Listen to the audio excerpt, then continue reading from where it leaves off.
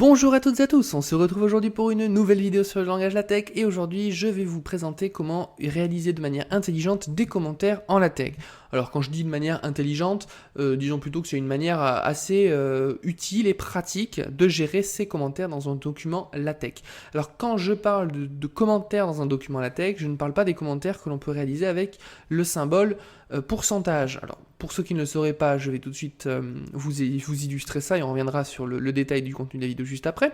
Si je prends un document texte, donc ici qui est minimal, hein, avec de classe article, balise de début, balise de fin de document et juste le contenu pour afficher le titre.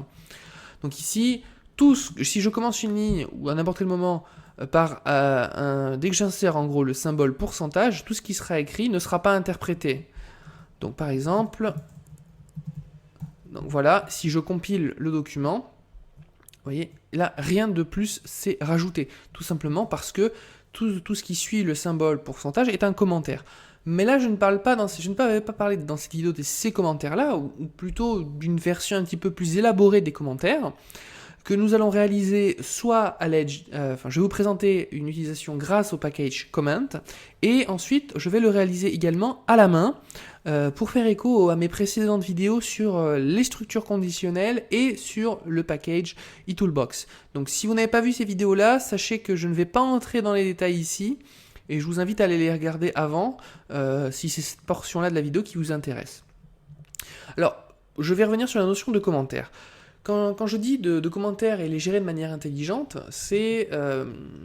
prenons cette situation. Vous avez votre document tech. Vous êtes en train d'éditer votre document. Par exemple, vous êtes en train de publier un article ou de rédiger un manuscrit ou de faire un contrôle que vous voulez diffuser à plusieurs personnes et les personnes vont pouvoir ajouter des commentaires, cette partie-là n'est pas bien, détailler cette partie-là, enfin ainsi de suite. On peut très bien le faire en rajoutant dans le document tech, à chaque endroit, aux endroits clés, des pourcentages, et écrire le commentaire à cet endroit-là. Bon, c'est une possibilité. Ou on peut très bien rajouter dans le texte directement les commentaires, d'une autre couleur par exemple. Sauf que, dès lors que vous allez devoir enlever ces commentaires, vous allez les enlever à la main à chaque fois. Sauf que peut-être que ces commentaires peuvent être utiles, on ne sait jamais. Hein. Admettons qu'ils soient d'une utiles pour une relecture ultérieure ou des idées qu'on aurait stockées, qu'on voudrait, détailler à un autre moment, ou tout simplement pour éviter de tout enlever à la main, et là on va passer par la gestion intelligente des commentaires. Ce qui fait qu'en gros nous allons travailler. Moi, ce que je vais vous présenter là, c'est le travail dans un environnement spécifique qui va être un environnement de type commentaire et qui vont être activables ou pas à la compilation en changeant juste une ligne de commande. Donc, on compilera le document, on aura tout le document avec les commentaires compris, ou alors on pourrait très bien compiler le document en enlevant tous les commentaires, et ce passage de l'un à l'autre ne se ferait juste en compilant et en changeant une seule ligne de votre document tech. Donc c'est ça que j'appelle une gestion intelligente des commentaires. Donc on va tout de suite s'y atteler, donc c'est parti, donc on reprend notre document tech ici.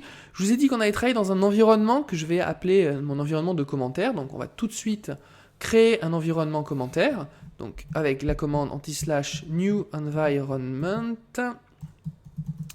Donc, comme d'habitude, je ne vais pas revenir sur toutes les commandes que j'utilise, parce que je les ai déjà présentées dans d'autres vidéos. Donc ça, je vous laisse aller les consulter pour plus d'informations. Donc voilà, donc un environnement que j'appelais mes commentaires. On va dire que cet environnement-là, pour bien mettre en avant que c'est des commentaires, je vais par exemple le dire. Donc on va écrire en gras que c'est le début des commentaires. Donc là, ce n'est pas nécessaire du tout, hein, ce que je suis en train de rajouter. C'est à vous de voir ce que vous voulez insérer ou pas. Pas obligé de le faire, c'est juste pour que vous puissiez bien voir ce qui se passe. Début des commentaires, je termine le paragraphe. Et une fois que le commentaire a été inscrit, je passe à la ligne. Donc je dis que le paragraphe est terminé et j'affiche que c'est la fin des commentaires.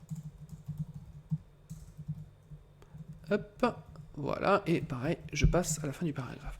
Donc l'idée, c'est la suivante. Hein.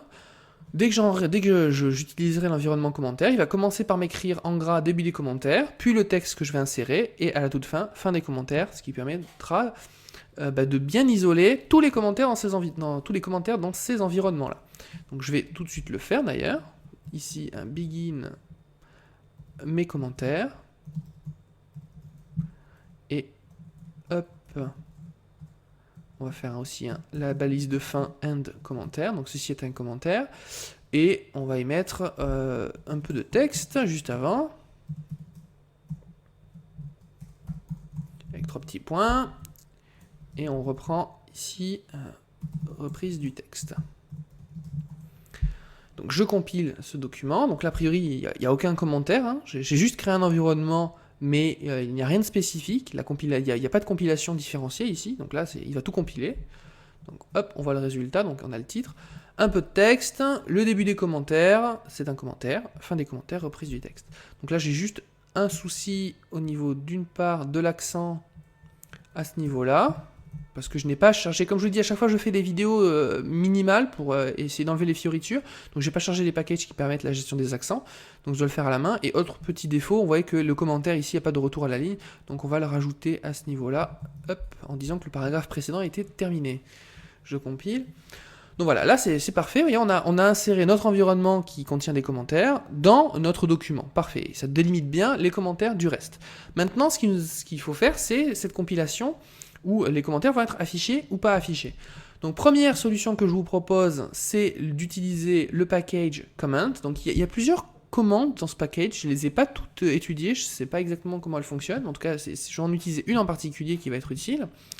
Donc on va charger le package tout d'abord, use package comment, C-O-2-M-E-N-T, donc c'est commentaire en anglais.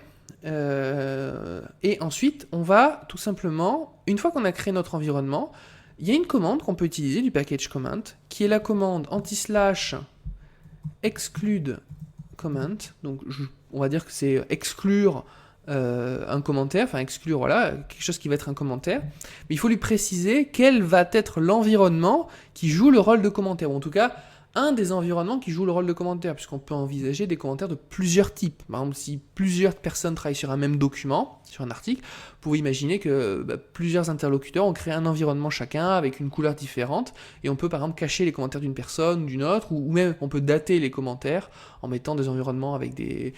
en hiérarchisant des environnements commentaires qui correspondent à des dates différentes, et ainsi de suite.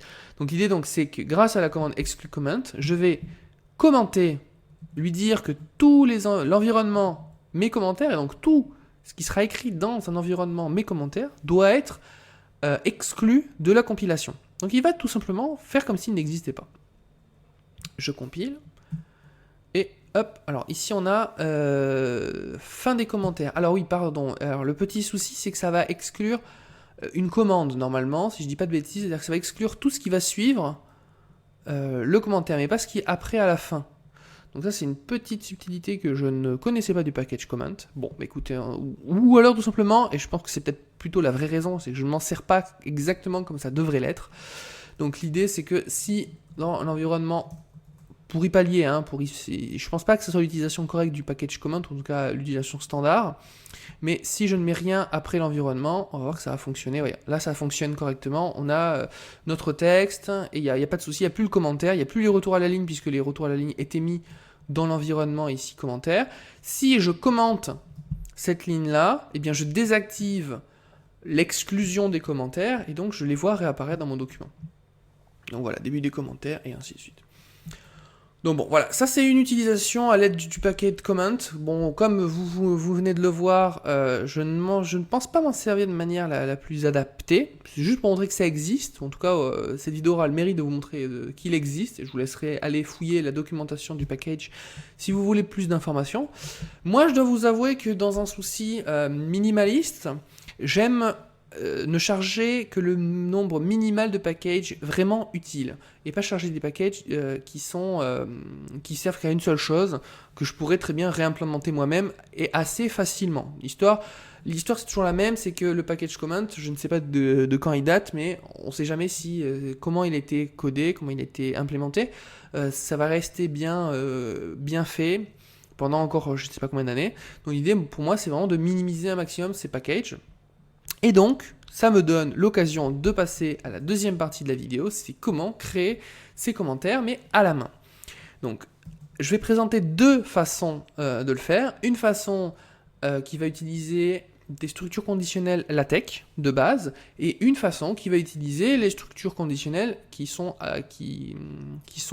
comment dire, définies dans le package eToolbox. Alors vous allez me dire, pourquoi est-ce que j'enlève le package comment et je vais faire quelque chose avec le package eToolbox? Tout simplement parce que le package eToolbox, c'est vraiment, comme son nom l'indique, une boîte à outils. Donc c'est quelque chose qui va être réutilisé à plusieurs endroits dans mon document, à plusieurs environnements que je vais créer. Et donc c'est pas quelque chose que je vais utiliser ponctuellement à un seul endroit. Donc là, ce qu'on va faire, c'est que je vais prendre tout ça et je vais le commenter. Voilà. Et on va repartir sur une bonne base. Donc on va reprendre un document avec sa balise de début et sa balise de fin. Hop. Et on va commencer, donc en partant de 0, la création d'environnements de type commentaire, mais gérer nous-mêmes. On va les faire nous-mêmes. Donc première approche, on va faire ça avec les commandes LaTeX de base. Donc on va d'abord générer un booléen qui va justement nous dire, une commande qui va nous permettre de créer une structure conditionnelle, et dire va-t-on compiler ou ne va-t-on pas compiler avec les commentaires ou non. Donc si vous vous rappelez de la vidéo que j'avais fait sur les structures conditionnelles, cela se code de la manière suivante, /newIf if commentaire. Donc là je demande est-ce que je vais afficher les commentaires. Donc, et mon booléen ça va être commentaire. Et ma structure conditionnelle ce sera if commentaire, /if commentaire. Elle peut prendre deux valeurs, donc elle peut prendre la valeur vraie ou fausse. Donc là, ça se fait tout simplement avec la commande classique. Comment dire, quand je dis classique, c'est c'est commentaire. On comprend la suite ici, vous voyez la commande qu'on a créée là. La nouvelle structure conditionnelle qu'on a créée là, on prend d'abord la fin de la commande et ensuite on lui rajoute true pour lui dire qu'elle va passer à la valeur vraie ou false si on veut qu'elle passe à la valeur fausse. Donc je vais commenter pour l'instant ces deux commandes, mais l'idée c'est la suivante. Selon la compilation que vous allez avoir, soit vous allez activer la première commande, donc mettre les commentaires à vrai, soit vous allez mettre les commentaires à faux. Donc ça c'est ce qu'on verra par la suite. Ensuite, une fois qu'on a ça, on va justement créer notre environnement commentaire. Donc ici on va reprendre la base de ce que j'avais fait tout à l'heure. Et on va l'adapter à nos besoins. Donc ici, l'environnement mes commentaires, ce qui va être situé juste avant, puis ce qui sera situé juste après. Donc ça c'est au contenu. Donc maintenant l'idée c'est la suivante. Les commentaires, pour les afficher ou ne pas les afficher, ce qu'on va faire, c'est non, on ne va pas les effacer complètement, c'est-à-dire que le compilateur va les voir, mais ils ne seront pas affichés dans le rendu final. Alors une solution que je propose pour ça, c'est d'utiliser des boîtes, sauvegarder les commentaires dans des boîtes et afficher ou non le contenu des boîtes. Et comme on l'avait vu dans ma précédente vidéo sur la notion de boîte. Donc là, on va créer une boîte de type LRbox. Donc ici, alors d'abord, il faut créer une boîte qui va nous servir à justement stocker le commentaire. Donc /new savebox, donc nouvelle boîte de sauvegarde. Je vais lui donner un nom. Donc, je vais lui donner un nom. Alors comment on peut mettre? Je vais l'appeler commentaire box. Pour dire que c'est la boîte des commentaires. Donc commentaire box. Et ici, je vais passer avec des C minuscules, voilà, petite habitude.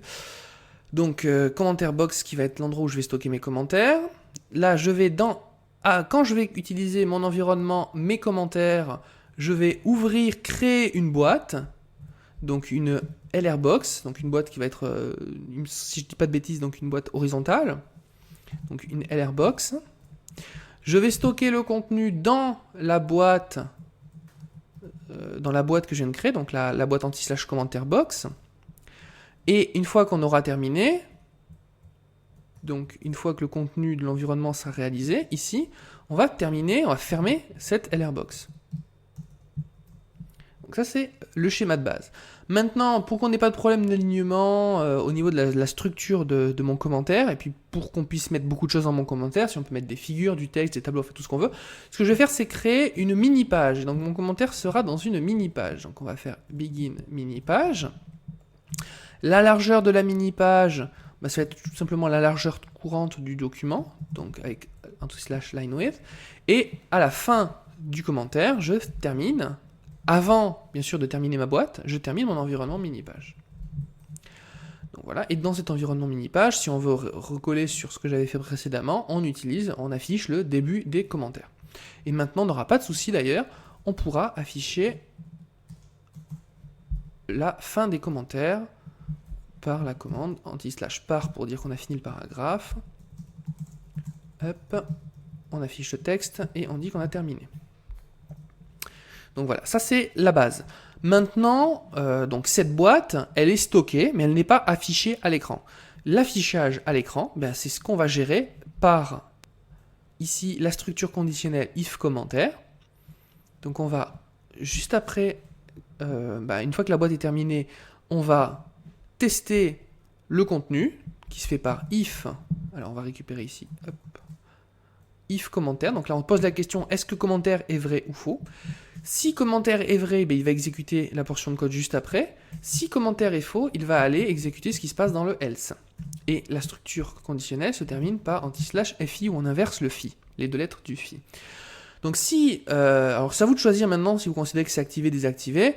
Admettons que moi, ma commande commentaire soit vraie, je veux les afficher.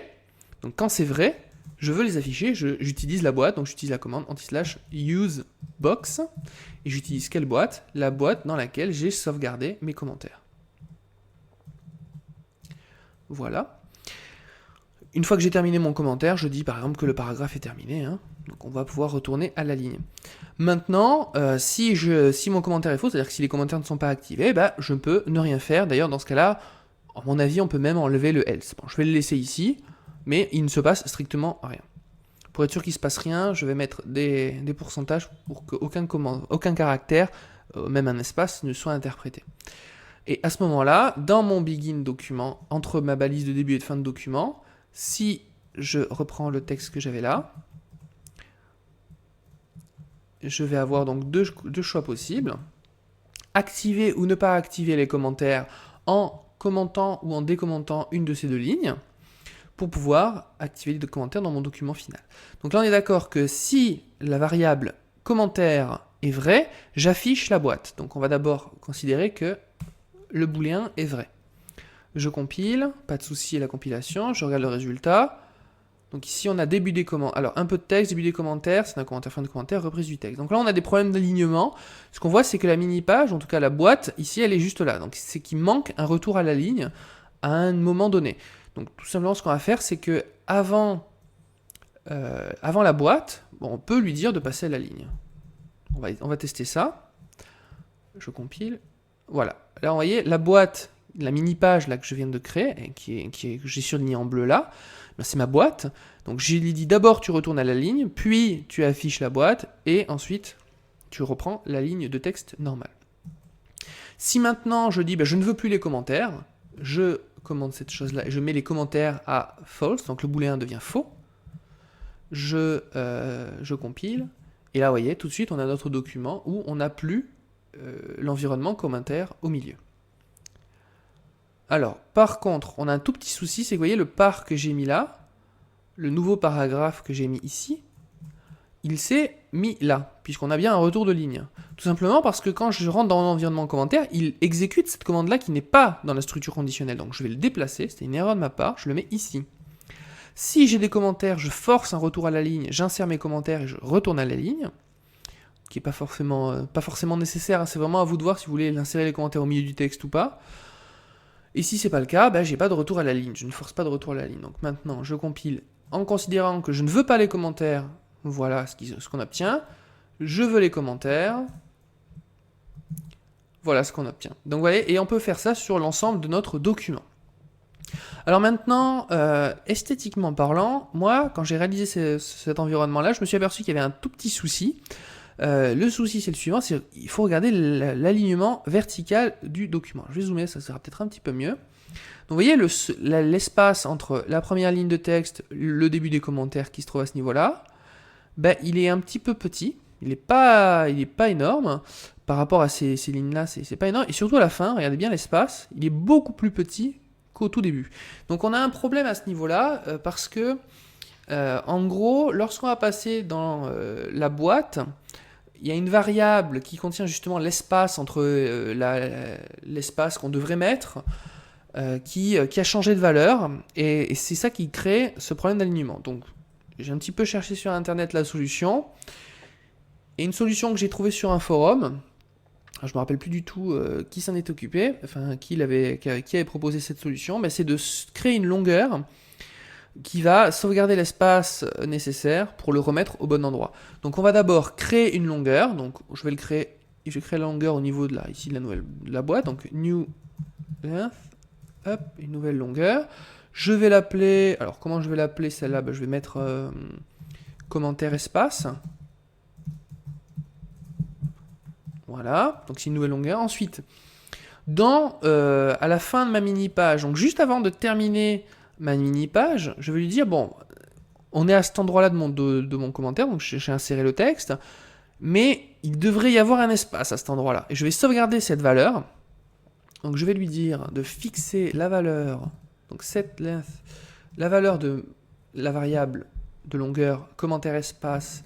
Elle va prendre la valeur de la variable de l'espace qu'il devrait y avoir, qui est stocké dans une autre variable, qui est anti/prev def. Donc, alors, si je comprends bien l'idée de la structure de cette longueur-là, c'est prev pour previous, donc pour précédente, et def pour profondeur, donc la profondeur précédente, donc l'espace qu'il devait y avoir à ce niveau-là. Donc je le sauvegarde, et quand je sors de ma mini-page, au moment où je l'affiche, et uniquement si j'affiche mon commentaire, à ce niveau-là, je vais refixer la longueur de prevdef par la valeur que j'ai précédemment pris la peine de sauvegarder. Donc, oui, j'inverse simplement le rôle des deux variables prevdef et la variable commentaire espace. Et donc en faisant ça, normalement, juste après, c'est juste après le par.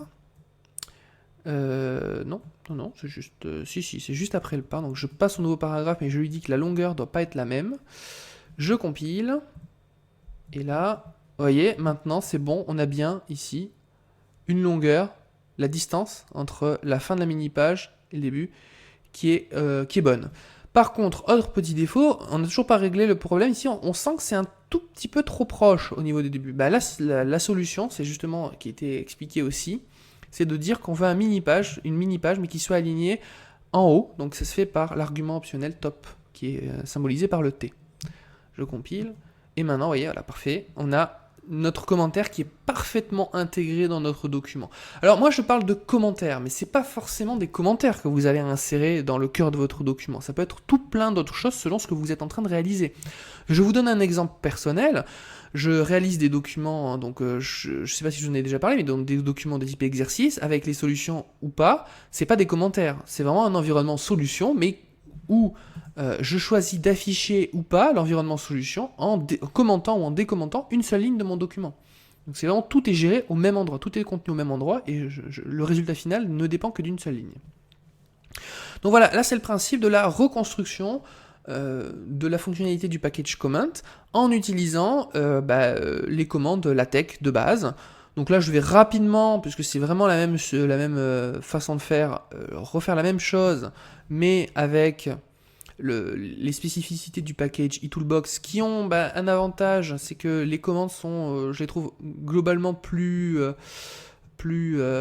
lisibles, en tout cas plus simple à se mémoriser. Voilà, donc hop, je reprends la même structure de base, donc j'ai laissé ici cette partie-là en dessous. Donc on va repartir donc avec le package eToolbox. Donc là, bien sûr, il faut le charger. Donc use package eToolbox. Ensuite, on va créer un booléen, donc qui va être l'équivalent de cette ligne-là, mais avec les commandes de type qui sont introduites par le package eToolbox. Donc c'est new bool pour nouveau booléen que j'appelle commentaire. On va supprimer le précédent. Ensuite, pour mettre la valeur du booléen à vrai ou à faux, c'est plus cette ligne-là qu'il faut utiliser, mais c'est soit bool through pour commentaire, soit la même chose, mais avec false, donc pour le mettre à faux. Donc là, pour l'instant, il va être vrai. On va garder l'astuce de l'espacement de la mini-page, qui est une astuce classique, hein, qui n'est pas utilisée que pour le commentaire, mais bon voilà, là elle est là. D'ailleurs, si vous avez déjà rencontré ce problème sur des alignements de mini-page, ben voilà la solution. On va pareil sauvegarder notre boîte. La seule chose que ça change, c'est justement au niveau de l'affichage ou non du commentaire. Donc là, bah, ça se fait via la commande qui est spécifique à iToolbox et qui remplace ici la structure conditionnelle du LaTeX. Donc c'est if bool, donc ça c'est si le booléen est vrai ou pas. Donc c'est quel booléen en question qu'on est en train de voir, c'est le booléen commentaire. Et ensuite, on a première partie, ce qu'on doit exécuter si c'est vrai. Seconde partie, ce qu'on doit exécuter si c'est faux. Donc, ce qu'on doit exécuter si c'est vrai, c'est toute cette portion-là du code. Donc, je la prends, je la déplace et je la mets là. Et si c'est faux, ben, on n'exécute rien, parce que tout à l'heure, je vous ai dit, on ne mettait strictement rien à ce niveau-là. Et j'efface tout le reste. Donc voilà, on a la même chose, mais fait à l'aide du package iToolbox. J'ai compilé, et maintenant, vous voyez, le résultat, c'est exactement le même. C'est ce qui est relativement rassurant. Si je change et que je décide de ne pas afficher les commentaires, je compile, et hop, nous n'avons plus les commentaires affichés. Donc voilà comment justement, c'est une belle illustration de la gestion de la compilation conditionnelle utilisée pour un usage concret, l'affichage ou pas de commentaires dans un document réalisé en LaTeX. Donc avec 3 approches, une version avec le package command que je ne dois pas utiliser de la manière optimale, peut-être même que je me trompe complètement sur son usage, donc là je vous laisserai creuser de votre côté, et ensuite 2 versions, une version LaTeX pure et une version avec le package iToolbox. Voilà, écoutez, je vous remercie de m'avoir écouté jusqu'à maintenant, et puis on se retrouve pour une prochaine vidéo sur le langage LaTeX.